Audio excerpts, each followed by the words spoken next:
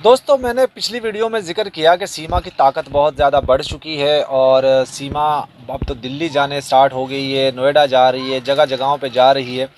और आज मैं आपको फिर से एक लेटेस्ट अपडेट देने वाला हूँ। सीमा गई है दिल्ली और दिल्ली जाकर उसने क्या कुछ किया है। कुछ लोग ये भी कह रहे हैं कि सीमा का नया घर बन रहा है, उसमें सीमा जाने वाली है, तो ये भी बात सच है। दूसरी बात, सीमा प्रेग्नेंट है, ये भी बात सच है।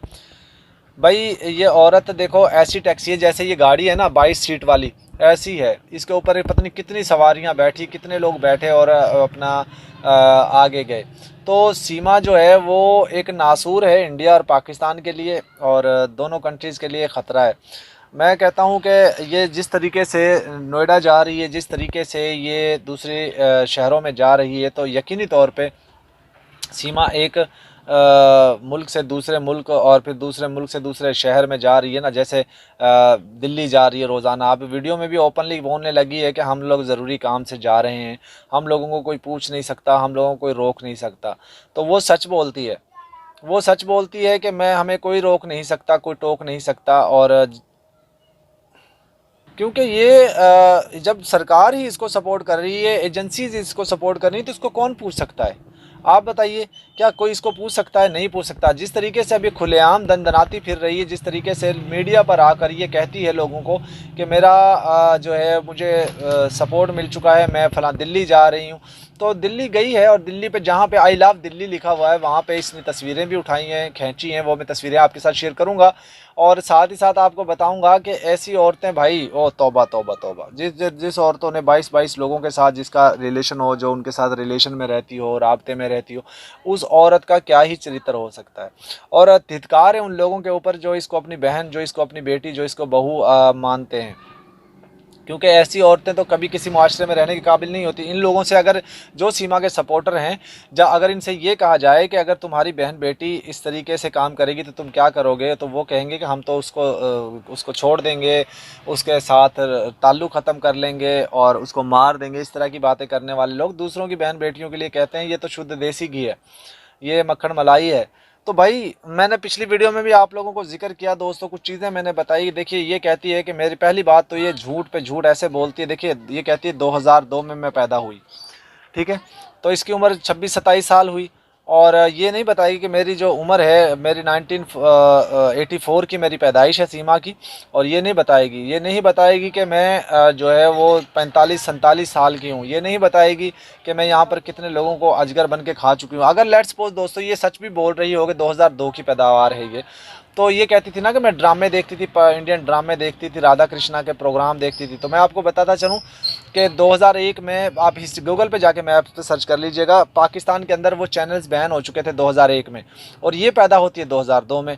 चलिए मान लेते हैं कि ये सच बोल रही थी, तो फिर मुझे एक बात बताइए, 2014 में ये शादी कर रही है और 2002 में पैदा हो रही है, तो यानी कि कितनी 12-14 साल की उम्र में ये शादी कर दी इसके घर वालों ने।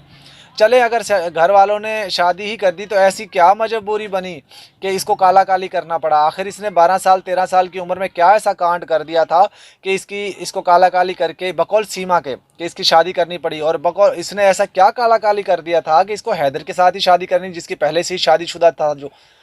भाई, अगर घर वालों ने काला काली करना था तो इसको किसी कमारे लड़के के साथ ब्याहते ना। क्यों ऐसे लड़के के साथ ब्याया जिसके पास घर बार नहीं था? बकौल इसके उनके पास घर बार नहीं था, तो क्यों उसके साथ ब्याया? ये बात सोचिए ना। और ये 14 साल की उम्र में ही इतनी, अगर काला काली नहीं किया यार, इसने भाग कर शादी की थी, तो फिर ये सोचिए कि ये इसको कौन सी ऐसी आग लगी हुई थी कि 14 साल की उम्र में इसके पिछवाड़े से, रगवाड़े से ऐसा धुआं निकलता था कि मर्दों की प्यासी बन गई। तो दोस्तों, मैं ऐसी बातें इसलिए कर रहा हूँ, देखिए इसके एक एक झूठ हमने निकाल दिया, बता दिया आप लोगों को। और अब जो ये कहते हैं ना सीमा सही है, ये लोग झूठ बोल रहे हैं, उनको अपने दिमाग का इलाज करवा लेना चाहिए। क्योंकि मुझे पता है ये औरत नहीं, औरत के नाम पे कलंक है, दब्बा है। और अब एपी सिंह भी इसकी चाटुकारी कर रहा है। अब तो बहुत सारे लोग और भी आ रहे हैं, कुछ यूट्यूबर्स हैं जो इसके फेवर में आ रहे हैं। देखिए, विनय सर खामोश हो गए, जुगल किशोर जी खामोश हो गए, और वो विनोद कुमार जो एथलेटिक थे वो खामोश हो गए, और विनोद कुमार खारी जो थे, सुनील कुमार खारी, वो भी खामोश हो गए। कोई एप्लीकेंट नहीं आ रहा, कोई एप्लीकेशन नहीं दी जा रही है। तो ये सारी चीज़ें हमें बता रही हैं कि सीमा को बहुत बड़ा सपोर्ट है और सीमा को कोई छेड़ नहीं सकता। सीमा बहुत शक्तिशाली है, ताकतवर है। उसके आगे किसी की औकात नहीं है कि कोई आँख उठा सके, सर उठा सके, आंगल और इसको निकाल सके यहाँ पर। तो ये सारी चीज़ें हैं दोस्तों, जो आप लोगों को भी पता है। हम लोगों ने जितनी इन्वेस्टिगेशन हमने की, अगर जांच एजेंसियां वहाँ की इतनी इन्वेस्टिगेशन करती तो अब तक सीमा का कुछ ना कुछ फ़ैसला हो जाना था। और ये पाकिस्तान इंडिया में रहते हुए टिकटॉक भी चलाती है, वीपीएन डाउनलोड करके अपने घर वालों से बात भी करती है। वो सारी चीज़ें भी मैंने आप लोगों को बता दी। तो भाई क्या रह गया पीछे? कौन सी ऐसी इन्फॉर्मेशन है जो मैंने आपको नहीं दी? एक एक इन्फॉर्मेशन, एक एक जानकारी मैं आपको दे चुका हूँ इस केस के हवाले से, और आगे भी मैं देता रहूँगा, क्योंकि मेरे पास तो अंबार है ना, मेरे के पास तो ज्ञान का अंबार है जो मैं आपको देता रहता हूँ, बताता रहता हूँ। तो दोस्तों, सीमा पे लानते धिक्कार ज़रूर भेजिएगा बेशुमार। एपी सिंह के लिए दुआ कीजिएगा वो मर जाए जल्दी से, क्योंकि वो उसकी मृत्यु होने वाली है, बहुत सख्त बीमार है। तो मैं यहाँ पे वीडियो का आज एंड करता हूँ। Good bye.